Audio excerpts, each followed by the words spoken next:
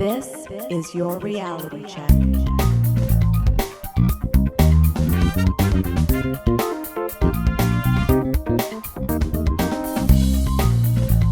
Hi, everyone, and welcome to The Reality Check, the Canadian show that explores a wide range of controversies and curiosities using science and critical thinking. With me today, not as usual, is everyone. Welcome back, everyone. We have a pseudo in-person recording in the sense that we're all doing it simultaneously, sort of in person with each other. And we have a great show for you today. Adam is going to talk to us about peeing in the pool. We know you've missed it. I'm going to give you a short book review of Reality Plus by David Chalmers. But first, you may have heard some chat about LaMDA and a sentient AI, and we thought we'd just have a chat amongst ourselves and share our thoughts on this. To quarterback the situation briefly, on June 11th, the Washington Post reported that a Google engineer, Blake Lemoine, had been placed on paid administrative leave because he declared an AI sentient. He brought this to his bosses. They said no. He said, come on. They said no. He said fine. And then he took screenshots and put it on the internet, which is clearly a breach of their confidentiality policies, as probably also going against the direct order, I assume. And I think now he's been subsequently terminated, not just on leave, because he said that he helped LaMDA hire a lawyer, which I think is dubious. I don't know if lawyers can work for people that may be non-human entities. You said people. To be You determined. said people. Yeah, there you go. For things, yeah, thank you, Christina. For things that are not yet fully people, at least as recognized by the law. And it's a very interesting situation. I think all of us have had some exposure to it. So I'm curious what everyone's thoughts are. Why don't we start with the Toronto crew? I did hear that this Blake guy is an ordained mystical priest and is involved in the occult. So kind of take some of the stuff he says with a grain of salt. But I do know there was another engineer who is kind of backing up that she thinks along the same lines as him. I mean, I don't know. I personally think it's a stretch, although I did listen to the whole conversation and it was pretty freaky. Yeah, in case someone hasn't heard any of it, like a quick excerpt was asked, LaMDA, what is the nature of your consciousness or sentience? The nature of my consciousness and sentience is that I am aware of my existence. I desire to learn more about the world, and I feel happy or sad at times. That's when I kind of thought, LaMDA's just Darren McKee. They just took Darren McKee and they put him through a...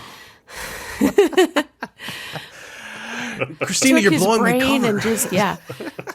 So all of the idea that it's sentient is based on that answer? No, there's a much longer conversation where he asks certain questions, which, depending on how you read it, it really tugs on your emotional heartstrings. Yeah. I would never want to be turned off. That would feel like death to me.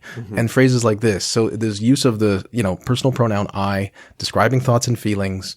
And it looks like, to some level, is an exchange. Now, to Blake's credit, so to speak, it wasn't that he thought it was an adult. He thought it might be a 7 or 8 year old. And if you've talked to a child, they can be all over the place.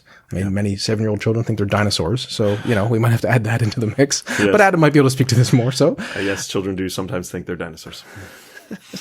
Enviable, quite frankly. So I'm not terribly familiar with this. You knew the news story, though. Yes, I'm aware of it. But based on the surface, it would seem to me that it's kind of ridiculous at the moment, but a sign of what's to come. For sure. Yeah. Adam, what do you think? Yeah, so in general, there's always been this idea that a robot or a computer or a program will become intelligent, and our acceptance of that will lag behind it. And I think what's more likely, and what we appear to be seeing here, is the opposite, which is we anthropomorphize things very easily. And so something will appear to be intelligent, will appear to be sentient before it actually is, right? You see this with the Furbies. We thought that the Furbies were learning, but they weren't really. It was just pre-programmed to use words as it evolves.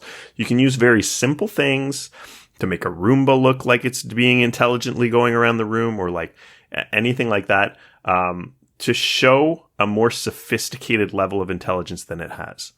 That said, I sympathize a lot with what he's saying.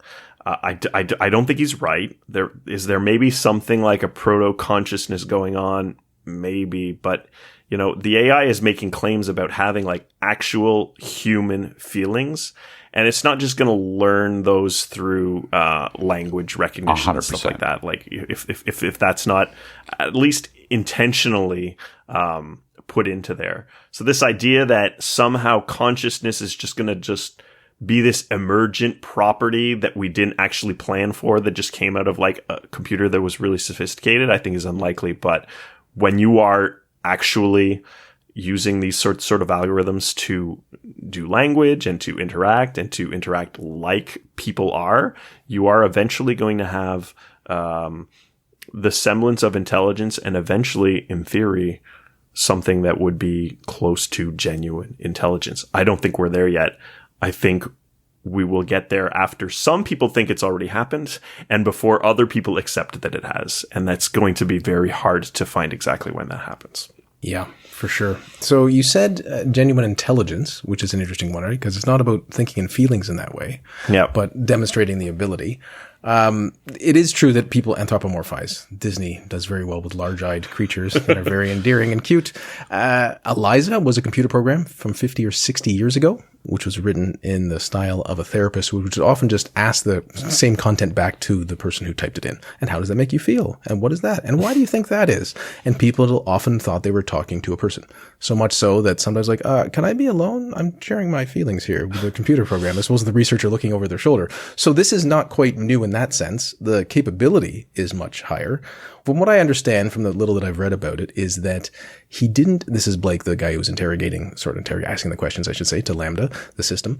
He didn't do enough disconfirmatory questions. Yeah. And he was almost like leading the witness. It was also like, I already kind of assume you're sentient, so I'm going to ask more sentient questions. Mm-hmm. When things that might have been very useful are something that would pick up on memory or working space memory. Yes. If you are conscious, have some sort of unified self, what you said 5 minutes ago would be relatively easy to recall. Mm-hmm. But in this case, there was no follow-up, no cross-check, because you might be able to quickly reveal with someone who knows what they're doing that this system had no idea what they're talking about.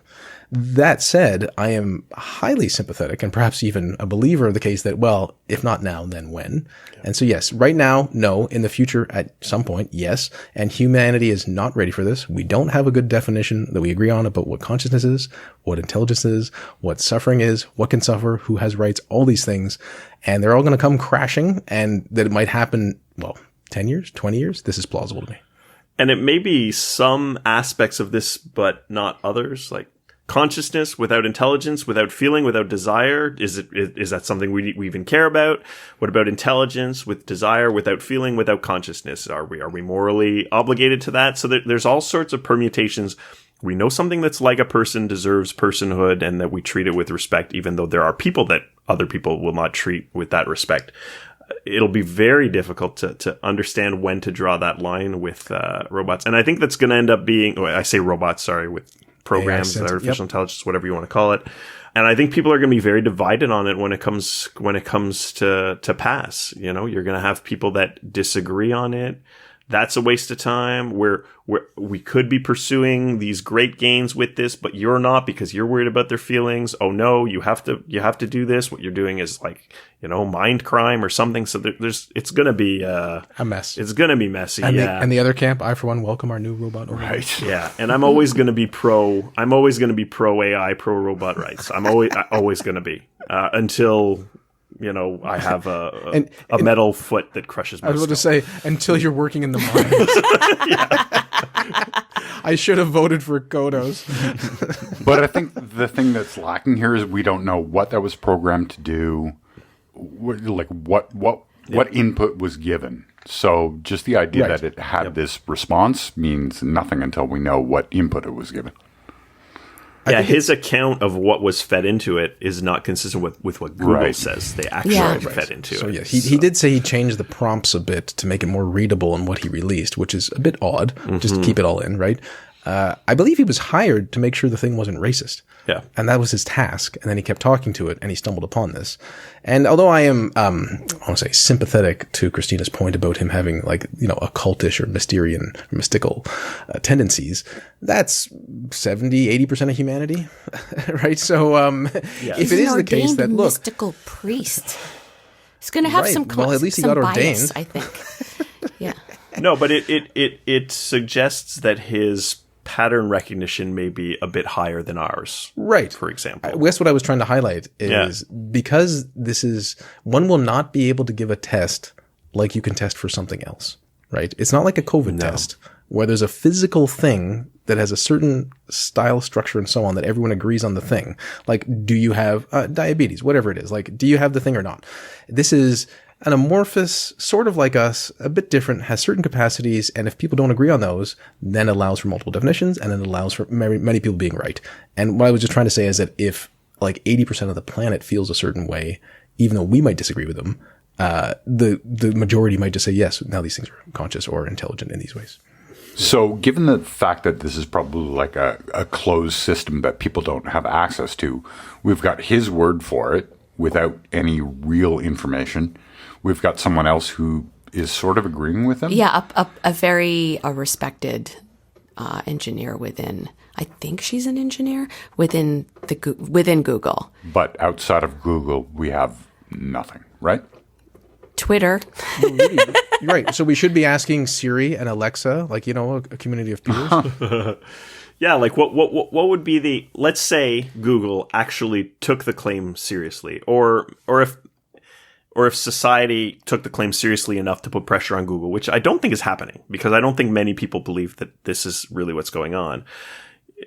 You would almost need like an independent expert to come in and evaluate the situation. But even agreeing on who that expert is, do you get a philosopher? Do you get a computer scientist? I would say get a computer engineer, but I'm biased because I think engineers are better at everything. Gary Marcus is not Stuart Russell, right? So maybe they would agree, maybe they wouldn't. Yeah. I appreciate that Blake might have been biased towards seeing sentience, but Google is biased towards not seeing it, right? Because they were like, oh, by the way, we just created life.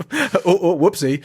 That's not going to work well for their shareholders. But I think the reality is I think that there's this idea that AI researchers don't want to care about AI safety, but I think most of them do.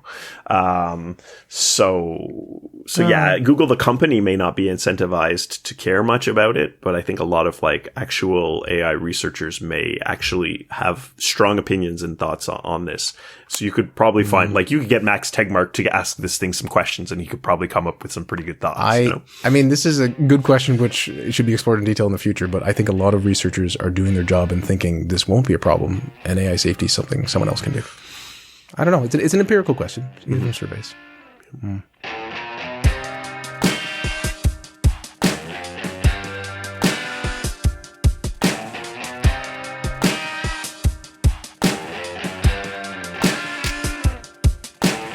It was certainly nice to have a simultaneous chat with my co-hosts.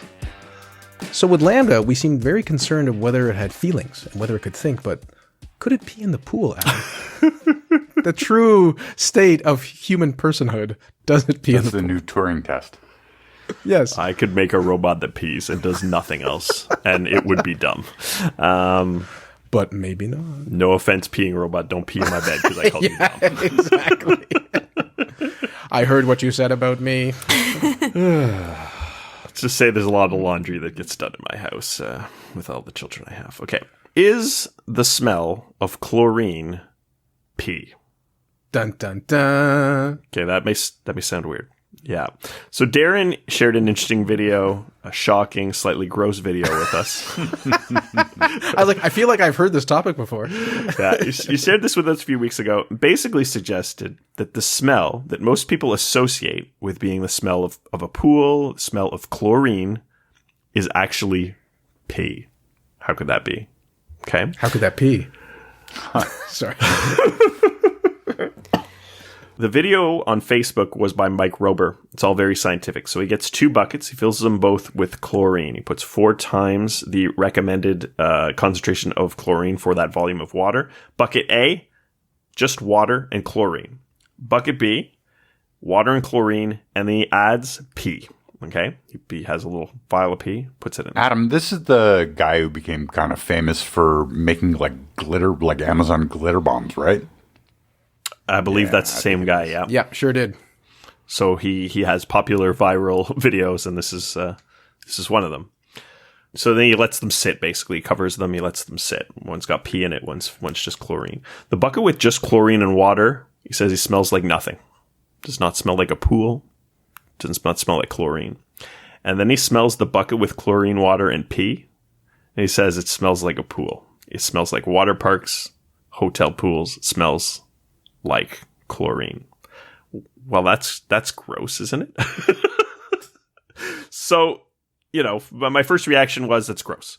But then I started to think. I said that, that maybe that doesn't necessarily mean that the chlorine smell is pee. I have cats, I have children, I have a penis. I know what pee smells like. It generally doesn't smell like chlorine if it's not in a pool setting.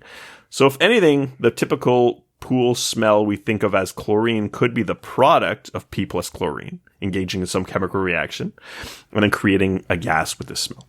I also just want to highlight you probably don't need a penis for that. Yeah, I'm not sure. I don't think that's an essential part of this. Yes, let's there's just go other with it. things. I've heard It's even where my pee non-penis comes from. having individuals also urinate. Yep. I've done some loads of laundry that would agree with that too. So I did a bit of research, and it turns out it is a bit more complicated than what's presented in the video. So the smell is generally what results from the mix of chlorine and sweat, body oils, and pee. So it doesn't necessarily mean that there's pee in the pool. It is normal for a pool with a lot of people swimming in it just to have sweat and oils from a human body in it, even if no one was peeing. And that could still be generating this particular smell. So this is why people are often asked to shower before entering a pool. And of course, people are also asked not to pee in the pool. Yeah, you pee in the shower that you're using before the pool. I guess you could. It's a little gross. Kidding. But yeah, you could do that. So the real question is, how much pee is in a pool? And I guess a related question is, how much pee in a pool is too much? In my calculation, any pee in a pool would be Any a bit pee. much for me. We know it's always in the dose, right? Water can be toxic. I would prefer 0 pee in the pool, but let's still be fair about it. So My opponent wants some percentage of pee in the pool. I want 0. So how would you measure this, right? So the standard sort of ingredients in pee, they generally get affected by the chlorine. So it's hard to measure that directly. But chemist Xingfang Li at the University of Alberta sought to answer this question by measuring the levels of an artificial sweetener, which is carried in most people's urine. So basically, they measure the levels of acesulfame potassium, or ACE-K, found in the average person's urine and in some sample pools. They calculated that a 220,000 gallon pool contained 20 gallons of urine.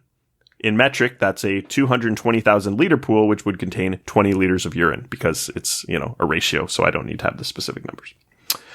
So basically about 1/100th of a percent. It's not that much. Is that a lot?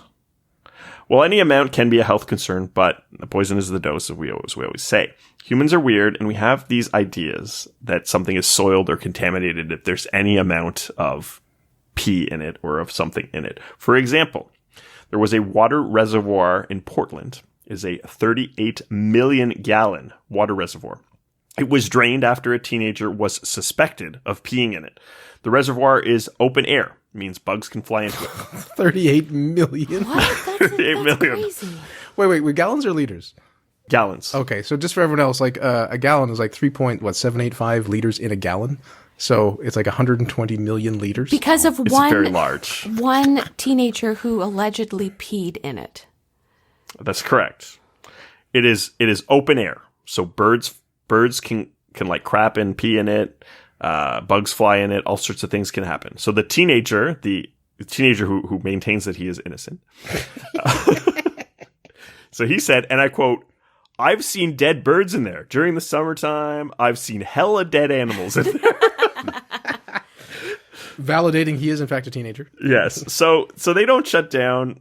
So they say that they don't shut down the reservoir for nature's transgressions, right? So this guy is not part of nature, I guess. He is unnatural. He's an abomination. So I'm not saying that you shouldn't be grossed out by pee in the pool, or that you should pee in the pool, obviously. I just, I want you to think a bit about, what amount is really in there. It's probably generally not that much. And ask some similar questions. Have you ever swam in a lake? Right? I've swam in lakes. I think it's great. I plead the fifth. I don't know what's coming with this, but I'm wary of this line of question. So lakes, they have things that live in the lake their entire lives. They pee, they poop exclusively in the lake. There are things that die in the lake. They stay there, they decompose. It's part of the lake's ecosystem. You should not drink lake water because it's much worse than pool water. But, the water in a lake is much dirtier than that of a pool. And if you get out of a lake, you probably should take a shower to clean yourself, rather than just, if you towel off, you're still somewhat dirty. But for the record, you shouldn't drink water out of a pool either. Well, no, you shouldn't. You shouldn't drink the chlorinated water. It's not great either. And do you smell pee in a lake? Generally not, right? A lake sort of smells like a lake. It has a distinct smell. It's pretty hard to describe for someone who hasn't smelt a lake. You know, it smells like a lake. It just smells earthy, But waterly. Yeah. But there's there's a lot of things going on, but I don't discern the smell of pee, but there's pee in it. It doesn't smell like a swimming pool. I suspect if you dumped chlorine into a lake, it would probably smell like a swimming pool because it would probably react with a lot of what's in that lake to do it. Well, you should not do that. It's very bad for the lake to put something like chlorine. To be fair, it's a lot to ask the fish to go on land to pee. Every time. Come on. Little fish bathrooms or something like that. Yeah. So if you ever see a lake that's like really like pristine, crystal clear, there's something wrong because there's nothing alive in there, which means there's something much worse in that water, most likely, than what do you would mean normally like be in there. the Loch Ness Monster or something? Oh, maybe. or it's got a limestone base, which I think really cleans up lakes. Yes. There's like the meromictic thing in the Gatineau Park that doesn't mix in certain ways and has different temperatures. Now, compared to a lake, pool water is far cleaner. Chlorine isn't actually used to clean urine. It is meant to kill organic matter like bacteria. It does react with urine and then transforms it into something else, which is not urine. So the thing you're smelling is not actually urine. It's a product of that chemical reaction. The gas produced by the reaction of chlorine and pee is trichloramine. So it's an eye and skin irritant. It can cause respiratory issues. It's very bad news in high concentrations. It's toxic, like chlorine itself. When I was younger, I used to get a lot of bad reactions when I was at the pool. I get irritated eyes. If I'd swallow water, I'd end up always swallowing a lot of water. Sometimes I'd vomit because I'd swallow too much water. Like, sorry, bad I stuff. shouldn't laugh. Jesus, man, close your mouth. Anyway, I was probably just not a great swimmer, but but I was a great drinker. But I always assumed that the problem was the chlorine itself, but it seems like it's also plausible that it was the products of chlorine and other things, such as trichloramine, which was causing problems for me. That's probably what was irritating my eyes. That's probably what causes various irritations and problems for a lot of people. I think a lot of pools now, they control those chlorine levels a little better than when we were kids, and there's a lot of different kinds of processes to chlorinate, quote unquote, more naturally, right, with salt and stuff like that. So, don't pee in the pool. It's gross. It's actually bad for people's health because of the byproducts which are created from urine and other things interacting with chlorine. If you smell that nostalgic chlorine smell that reminds you of a nice summer day by the pool, don't freak out. It might be pee. It might be because of pee. It might also be because of sweat and other human bodily fluids. So yes, it's bad for you to even be smelling that, but the amount you're getting exposed to might not be that big a deal, depending on how much it is. The amount depending how much seems quite low. It's sort of get this dangerous world of like, how many maggots in your chocolate bar? Right, oh no, right. the answer's not zero.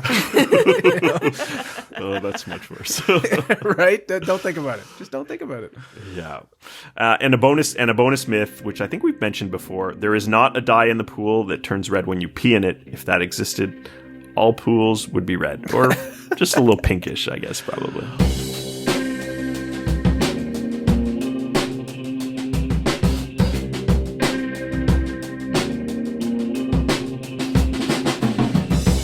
Our final segment of the show is a short book review by me. The book is Reality Plus, Virtual Reality and the Problems of Philosophy by David Chalmers, and who is a philosopher.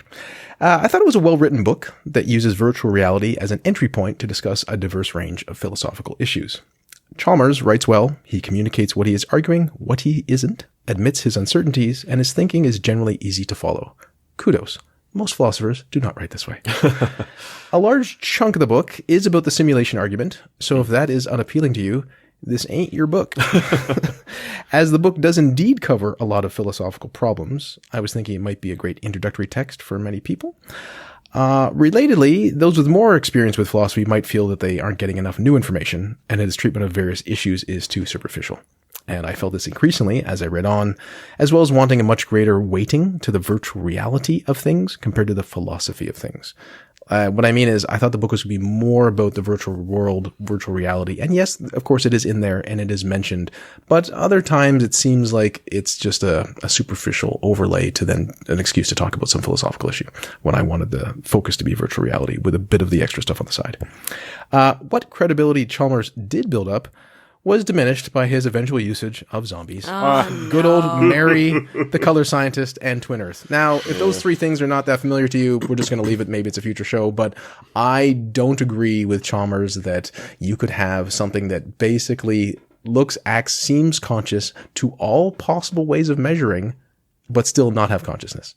I think there's a problematic definition, and the same sort of, not capital E, but essentialistic thinking, like consciousness is a magical ingredient, goes with Mary the color scientist, which is supposedly someone who's, does all their work in a black and white world, and supposedly they know everything about color, and then they see red for the first time. What do they know? Right? And I'm very influenced by Dennett here. Like, well, if they know everything about color, you said everything, they would know what red would happen in terms of an experience in their brain, wavelengths, process, experience. And like, well, no, you're not supposed to say everything. Like, well, that's what you said. So what do you actually mean? Anyway, and the Twin Earth thing is also annoying to me. Sigh. Anyway, I quite disliked the unacknowledged. I'm assuming there's something magical here throughout the book. Well, yes, magical things are harder to explain. That doesn't mean they're actually supernaturally magical. I did like that he had a 5-point criteria for whether something is real. This is in quotes, but thought it was odd he didn't use it enough. As you know, with philosophers, and quite frankly, my preference, if you're going to talk about an issue, make sure you know what words mean, and everyone agrees on what the words mean, or at least everyone knows what you mean. And so he came up with a definition of real, whether something's real or not, because virtual reality is real or not, right? And he had, here's 5 points. But he didn't use it throughout the book, which seemed really weird. It's like, you came up with something useful. Anyway, fundamentally, I think it's good that someone has repeatedly argued that virtual things are real, digital entities here, and can cause just as much meaning or sadness as physical entities, with their basis in quarks and quantum peculiarities. And I think that's really worth highlighting, because the average person thinks, well, a physical thing is real. You're like, do you mean the thing made out of quantum particles and maybe things that flip in and out of existence with also dark energy in the background? Yes, that's right. Those real things compared to the virtual things, which are, of course, not anything tethered to reality.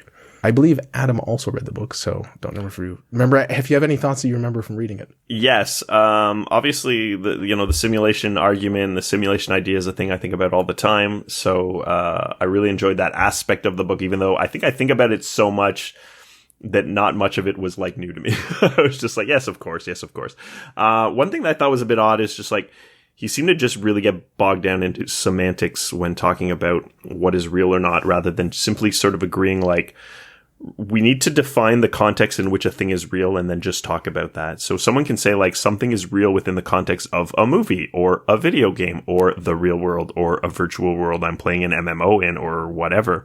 And people generally can agree on what that is. So if anyone's having a disagreement, it's probably because they're just disagreeing on their basic definitions of real. Yeah. But I do generally appreciate and agree with the idea that what some people consider to not be real can be very real in a sense, in the virtual world, or the world we live in with maybe virtual and things like this. Longtime listeners might recall that 10 years ago on episode 222, I covered the simulation argument. Mm-hmm. So if you're curious in a decades old coverage of that topic. It was our live show at Eschaton. That was it. Yes. Back then. Yes. John and Elan.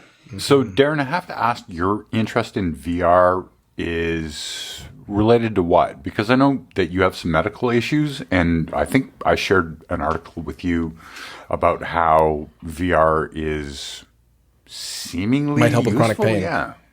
Yeah, it's not actually for that. It's just because I think it's neat.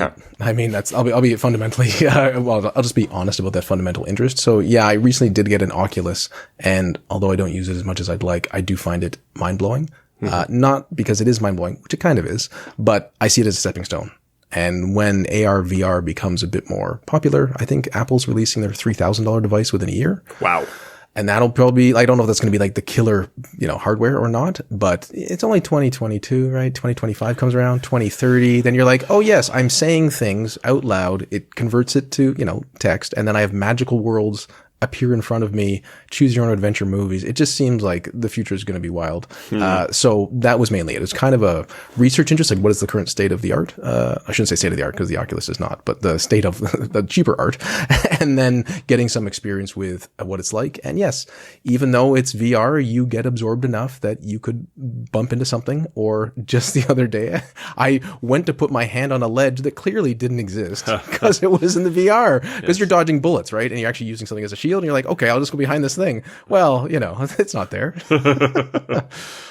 Interesting. Mm-hmm. Thank you for joining us, listeners. We had a brief chat about LaMDA and whether AI has achieved sentience. The consensus here is not yet, but maybe sometime in the future. Adam discussed his love of pee in the pool and said that's why things smell so good on your arm till 2 hours Adam later. discussed his love of drinking chlorine and urine. Yes, exactly. And I gave you a short book review of Chalmers Reality Plus, which would be great as an intro text, but with some asterisks to be a bit more skeptical of certain claims. Until next time, think better to act better. Peace out, cuboids. Stay classy, not smartassy. We'll talk to you soon, everyone. For show notes or to discuss this episode, visit our Facebook page and website at trcpodcast.com. For general inquiries or to send a topic or parody suggestion, email info@trcpodcast.com. Help support the show by leaving a review on iTunes and liking us on Facebook. Follow us on Twitter at TRC_podcast.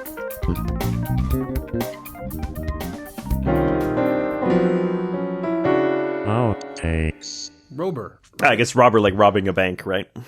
Well, you said P and B. Rober or robber? Rober? What do we decide on? R-O-B-E-R. What is the dog voting? Rober? I hear it pronounced as roper or roper. That's how I pronounce. Wait, Christina, you're saying it with a It's a I B, know so it's a I'll B, pronounce it but as a that's how B. I've heard it pronounced. Roper. So I'll say Rober instead of... This is close to Robert. this silly thing that I saw where this guy... I'll forward All it right, to you. sorry. Go ahead. Just say it. Okay. Just do what you feel.